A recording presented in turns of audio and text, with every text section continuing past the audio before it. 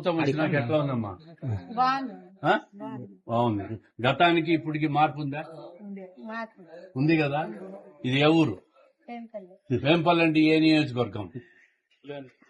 Pulivendula. Pulivendula MLA ఎవరు?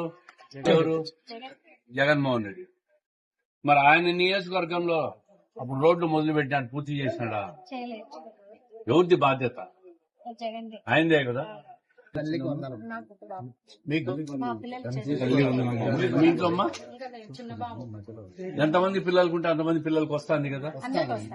మరి అంతకుముందు మాజీ ముఖ్యమంత్రి జగన్మోహన్ రెడ్డి గారి భార్య భారతమ్మ ఎంతమంది పిల్లలకుంటే అంతమంది పిల్లలకి ఇస్తామని చెప్పిందా? ఇచ్చినారా? చంద్రబాబు నాయుడు ఏం చెప్పినాడు? నిలబెట్టుకున్నాడు.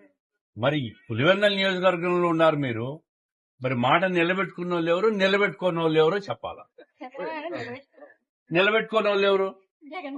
అది ఆ వాస్తవం మీకు తెలియాలని చెప్తాను. నాకు వాయిస్ ఏంటంటే బాగున్నారు. గ్యాస్ సిలిండర్లు ఇస్తాను. ఆర్టీసీ బస్సులో 15వ తేదీ నుంచి ఫ్రీ మీకు. ఆగస్టు 15 చెయ్యి ఊపితే బస్సు ఆపాలా, గండికి పోవాలా, గండికోటకు పోవాలా. ఇంట్లో ఎంతమంది ఉంటే అంతమంది చదువుకోమని ఇచ్చినారు కదా చంద్రబాబు నాయుడు. అంతకుముందు ప్రభుత్వం ఎంతమందికి ఇచ్చింది? మరి మిగతా వాళ్ళు ఏం చేయాలి? బోకులు తోముకోవాలి.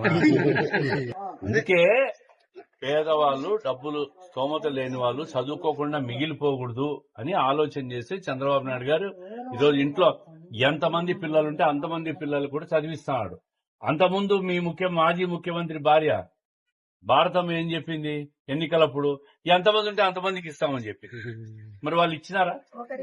ఒకరికే ఇచ్చినారు. చెప్పి చేయకుంటే మోసం కాదా? మరి చెప్పి చేసే వాళ్ళని ఏమంటారు? న్యాయం అంటారు. అది గుర్తు పెట్టుకోమని చెప్తా ఉన్నాం.